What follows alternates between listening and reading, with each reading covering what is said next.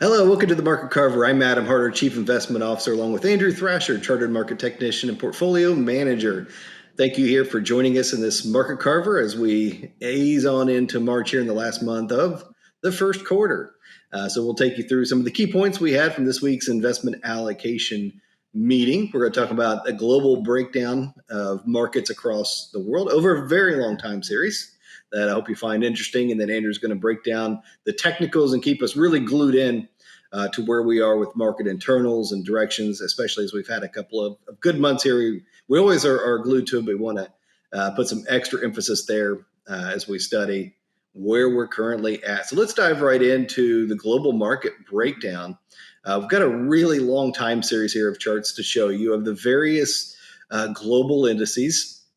You can see the red there is the US, and all the other colors represent other countries around the world. So I've got three things of interest here. I know there's more, but I'll talk about three.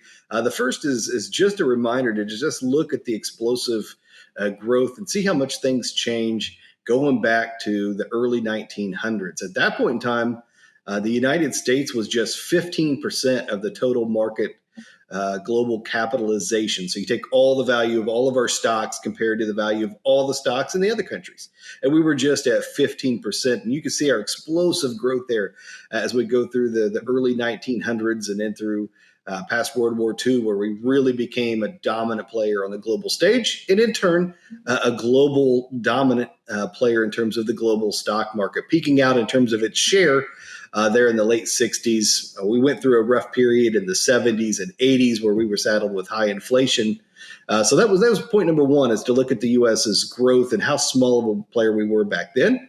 But then look at Japan. We hit this last week of Japan's stock market and just recently surpassing its prior high. But you can see the size of that Japanese stock bubble just by the virtue of how big that gray shaded area, that JPN representing the size of the Japanese stock market was into the 1980s and into the early 1990s. Of course, it faded back to a much smaller piece over time. And then the final piece is, again, the U.S. resurgence. Especially here from 2015 on, or maybe after the great financial crisis, 2008, we've just had a very long period of dominance on the global stock stage. I'll point to a couple of things. The first is our leadership in technology. So that's been a very tech-oriented market for a long period of time. And so with the U.S., being leaders in technology naturally would stand to reason we would lead in terms of stock indices. And of course, we have outperformed economically over the past couple of decades, especially to the larger developed peers like Japan and like most of the developed players in Europe. So in turn, we have reclaimed a larger share of the market. So this is one thing that we pay attention to. We've got an ability to invest in U.S. markets, or we can invest overseas. And that's one of the factors that we always have to pay attention to. Now, more times than not in recent times, we've been much more heavily weighted in the U.S., not always exclusively. We want to have some diversification there, but we have not wanted to have extra weightings in those countries as we've gotten a bigger and bigger share. But as this chart is a great reminder, we have to stay tuned because things change. And if other countries turn and begin to get a larger share of that global market cap, we want to be riding that wave as well. So that's your long time series. We'll let Andrew drive in and look at our U.S. markets here locally and how they're shaping up.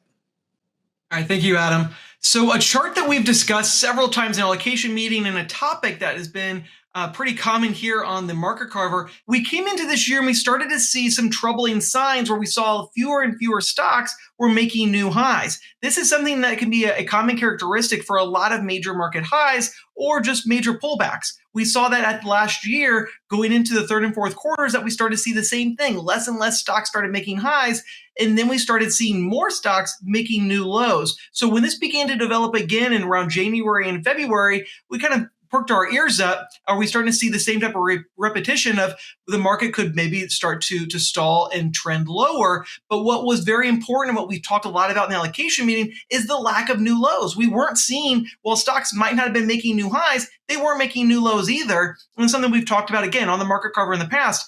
And this condition, if we want to call it that, has started to fix itself, actually to the positive side. You can see on the chart here, looking at this number of stocks making new 6-month highs, that blue line kind of in the middle panel showed us that we started seeing a slight divergence. And then over the last couple of weeks, we started to see a really strong improvement. We started seeing about 20% of stocks starting to make new 6-month highs. And again, we never really started seeing any stocks making 6-month lows. So this is a very positive development. We're starting to see an increase in participation of that uptrend.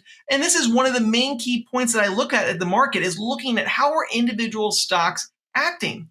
Now, on the flip side, there is one caveat to all this, and that is the overall trend for the broad market. And that's going to be the next chart I'm going to show you.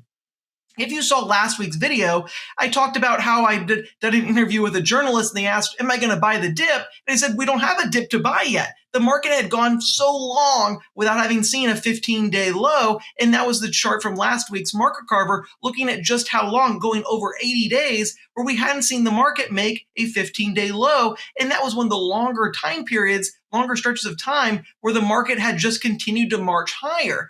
This is a symptom of where we start seeing the market getting a little too stretched. That proverbial rubber band can only be pulled apart so far. And if we again look at long-term market history, look at the long-term picture of momentum in the market, looking at that rubber band, we can see at current levels, we've only seen momentum get above this where we are today just a handful of times. Right before the COVID crash, 2017, and then several times coming out of the tech wreck, and then the 1990s. So it's really only been 4 times for the S&P 500 that momentum has gotten this high. It's showing just how stretched that proverbial rubber band is. And if we were to look at how the market responded to this type of condition, we often saw some type of either consolidation, like in the 90s and in 2004, where the market pulled back about 5 or 6%, a very normal pullback. Or we saw like in 2017 and the early 2018, where the market pulled back about 10%. And I put the COVID crash kind of in its own bucket. That was a completely different thing, kind of with what was going on in the market and the world at that time. So looking at just these other 3, we basically saw about a 5 to 10% correction, which is very normal to see each year.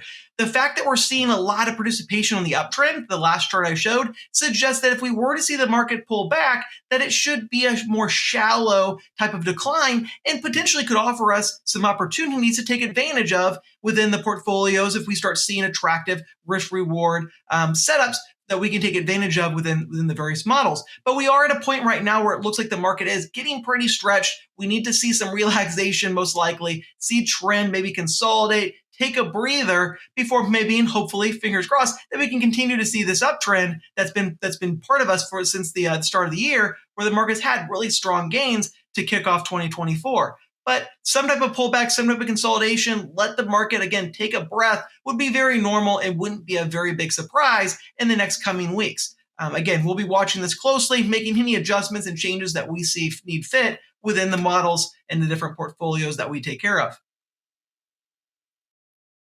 Excellently put, Andrew. Thank you for the update, and thank you to all of you for giving us your time here. Just a few minutes where we share our thoughts. As always, we'll give you a reminder. If we can be of service, please give us a call, 800-928-4001, or scan the QR code and book it electronically. So thanks again, and have a great weekend.